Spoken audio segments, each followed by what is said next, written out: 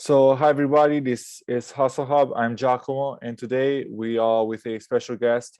She's Urmi Hossain. She has already done an interview with me a few months ago, and today we're going to make a video about the best tips and tricks to stand out and have successful careers in finance.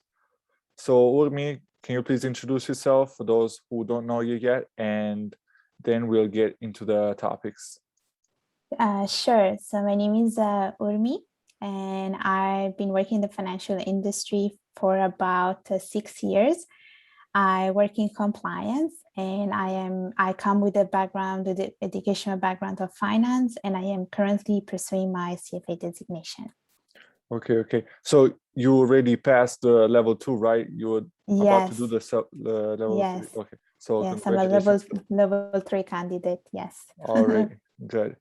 So one of the most important things in order to get interviews and get internships and so on is to build relations. So can you tell us a bit the practices that you developed in order to build relations in the industry? What are the best practices to build relations in the industry?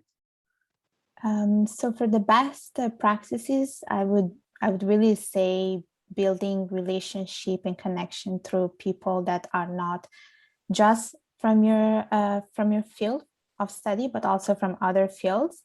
And I think one way to build good connection is indeed through LinkedIn. And I think that LinkedIn is a very powerful social media tool because it's the best tool for that will help you to advocate yourself to other people. And it's important to keep it up to date. It's important to write down all your accomplishment, all the promotion that you got, for instance, if you are a professional.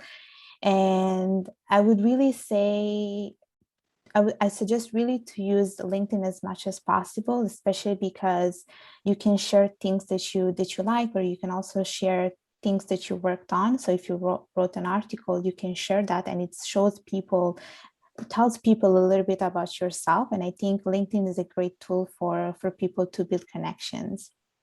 Okay. Um, Another thing that we talked about is building relations. So since relations are two ways, let's say you need to be interesting also for the other person that is already in the industry. How do you make sure you attract the attention of people in the industry? And do you have some personal tips, maybe um, some personal stories that you can say that have helped you to stand out in the industry? I would say that you should do a lot of personal branding when it comes to standing out of the crowd, especially because I think everyone, each one of us, it's a brand. We all have something different to offer. And I can tell you that I've been doing a lot of that, especially with these interviews, my own blog that I have where I write about finance and personal finance. I think those are very good way to build your own personal brand and to promote yourself. And everything that you do, especially for instance, these videos, I usually share them on my LinkedIn because I know that they will attract people. People will be interested to know a little bit about myself and to know what I'm doing. And by doing this, I was able to, have few people I had few people contacted me, and they asked me a little bit about where I work and what I do. And I had indeed people interested in learning a little bit about the job that I do currently, which is in compliance. So it's always a two-way relationship, I would say, because even when you go for interviews, for instance, it's not just about the employer, trying to, like, it's not just about you trying to convince the employer to give you the job, but you also want to be sure that what the employer is offering you is what you want to do at the end of the day. Like, if let's say you don't think you might like the environment, or if you are not happy with the salary they're offering you, I think you should just not go for it and just do what you think you will like. So at the end of the day, it's a two-way relationship, I would say, in everything, in interviews and in everything else. Okay.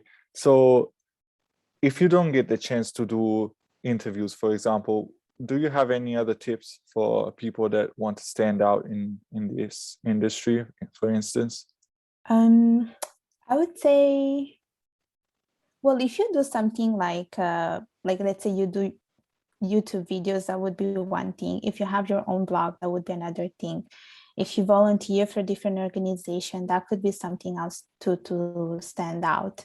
Another thing is a lot of employers look for leadership skills. So if you do something that like shows your leadership skills, I think it's already an advantage for you. So for instance, before I started to work in the industry, I used to be part of different organization, and one of them was in the Toastmasters, which I talked about in one of my videos.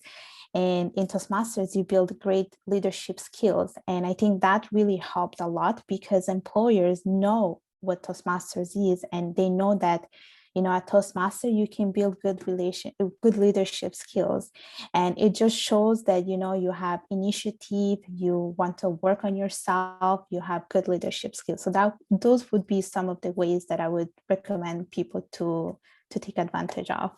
Okay.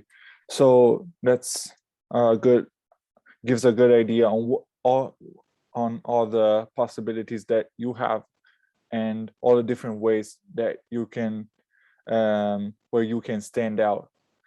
So another thing that we talked about is finding a mentor, somebody that can guide you throughout your career from your starting steps and even after when you move forward. It's a very American concept, let's say. Yes. Do you have any personal stories about finding a mentor or being a mentor? Can you guide us through that? And how did that help you, or other ways Yes. have helped Yes. you? Yes. So the concept of mentor is very like it's an American concept, because I don't think we have that in Italy. I've never heard about the word mentor before coming to Canada. And yes, I was a mentor myself too. So I was a mentor in my university, and I was more like a student mentor. So I was providing sort of like guidance and tips to students that were in my same field of study. So I was providing tips to finance students. And then when I started to work, I was the mentee, so I had a mentor assigned to me. And basically, a lot of companies, they have this mentoring program where employee can ask to be paired up with a mentor. And basically, a mentor is just a professional who has a lot of years of experience, and they will be there to provide you with tips and guidance on, how to success in your career. So a lot of the times, right now I do have a mentor. I have him since I joined my company. So it's been 3-4 years that I have this mentor, and I usually go to him if I want to talk about, if there are issues that I'm dealing with my team, and how can I, uh, approach those issues. Or let's say, I don't know, let's say you want to ask a salary adjustment, but you don't know how to ask for that. You can ask for advice to this mentor, and he can guide you a little bit on how you can approach this type of concerns. So usually mentors, I say that having a mentor is the best thing ever, because you learn so much from these people. So I always recommend everyone having a mentor. And I think companies that have a mentorship program, it helps a lot with the whole corporate culture environment. So it's always good to have those type of programs in a company. Okay. Is it that common to have mentors inside companies, and is it something that only large companies have, or even smaller companies? Um, I would say I've seen it more in medium to large companies. I have not seen a mentorship program in small firms, to be honest. So I think it's something that a lot of bigger firms have. It's an Okay, incentive, I would say. okay. So, okay, perfect. And so have you, so next thing that we wanted to talk about is certifications, titles, and so on, because there are so many certifications, so many titles nowadays, and we wanted to break down the most important certifications, the ones that are more recognized, and what kind of jobs you can end up doing by having certain certifications. Can you break them down? a little bit Yes. and tell us a bit about them? Yes, like you said, we have many certifications. So we have the CFP, which you can get if you want to work as a financial planner. We have FRM if you want to work in risk management. We have the CFA if you want to work in an investment management firm. And we also have the CPA if you want to work in an accounting firm. I don't think there is one that is more important than the other. I think they are all important depending on what you want to do in your work. And I would say that I can tell you a little bit about my own experience. So, for instance, if you're pursuing a CFA designation, you most likely will work as an equity analyst, research analyst, or maybe because you want to work in an investment bank, you want to work in an investment management firm. Whereas if you're pursuing a CPA designation, you most likely will be end up working as consultant, or you want to work in tax. So you'll be working in bigger firms like KPMG, Deloitte. But it doesn't mean that just because you don't have, let's say you're pursuing your CFA designation, it doesn't mean you cannot work for those other accounting firms. And you can also pursue both of them if you want. So nothing stops you from getting all of them. Okay. Uh, so that's a good breakdown, of course. Are there some certifications that are known for being harder than others, for example? Harder than others? No, I think they're all hard. I can tell you, like the CPA, I know it's a very hard exam too. I know CFA is hard, and I think it got even harder after the pandemic, especially after seeing all those low pass rate.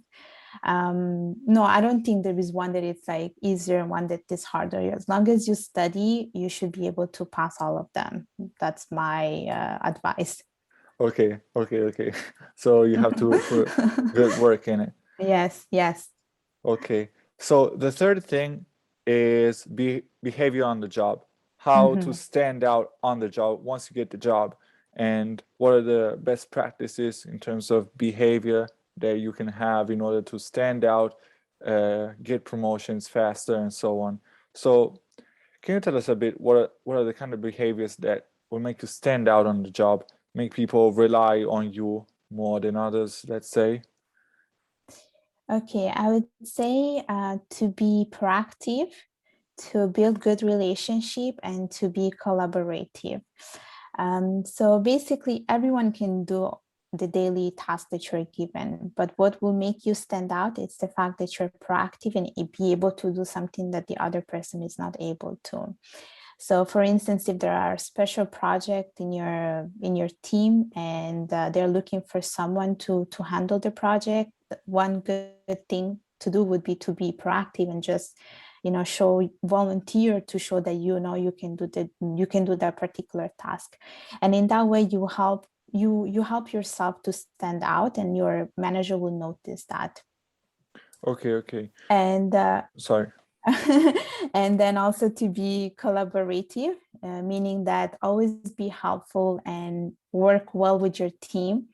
Do not be I want to say the slacker. Just don't wait for someone to do the job. Show initiative, and also build very good relationship, not just among your team members, but also with other team that are not in your department. So if you do happen to work with different departments and you build good relationship, those people could be the people that will advocate for your promotion. So it helps, and it helps you help yourself too, because you will enjoy it more to work in a company if you're able to build good relationship with different people.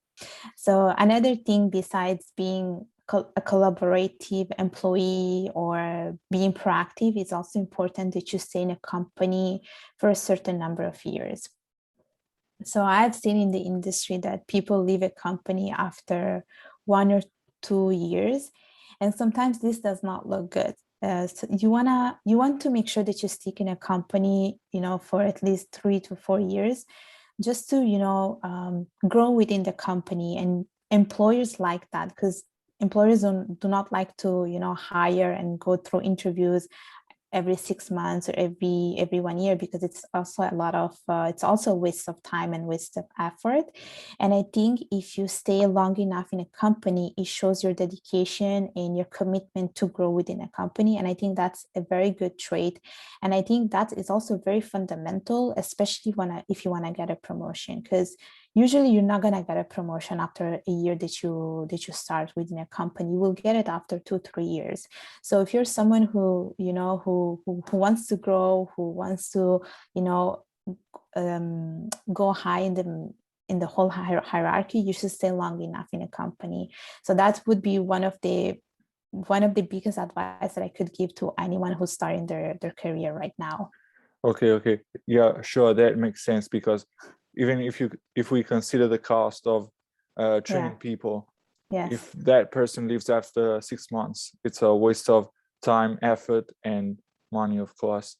Yes. So And that's why, which goes back to the first question that you asked me, that being hired in a company, it's a two-way relationship. So you want to make sure that you're going to stick into that company for long enough. So be sure before you sign a contract if that's what you want to do, and not leave a place after 2-3 months, which doesn't look good overall.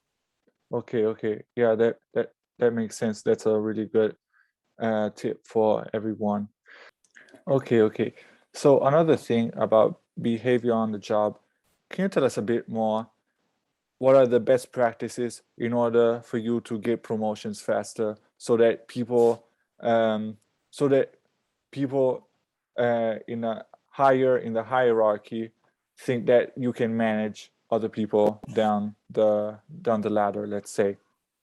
Okay, talking about promotion. So some companies will give you a promotion based on, on the hard work that you do, based on merit. Whereas for some other companies, you might want to work a little bit harder to get a promotion. So every year, you're gonna have performance review with your manager. And if you think you're ready for a promotion, you should bring it up during those meetings, during those performance review meetings, that you want to work on getting a promotion because you feel like you're ready for the next level. And it's in those moments that you should have an open conversation with your manager and just outline a plan that will help you to achieve that goal of having a promotion.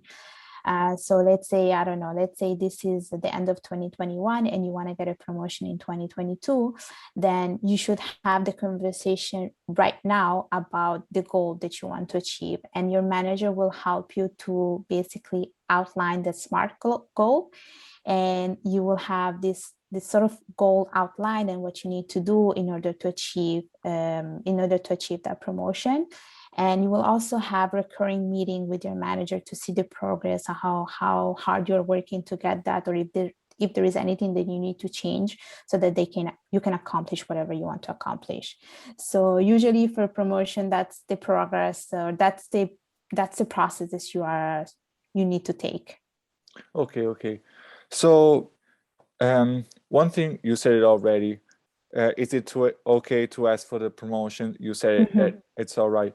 And is it common to have this sort of feedback every year? And Yes. as I said before, is it something that only large companies have, or is it, let's say, common all over the place? No, this is all over the place. Like every company has this type of performance review where you're going to meet with your manager once a year to discuss your whole performance and what worked, what didn't work, and how they can help you to improve yourself. So these are, I would say, almost mandatory.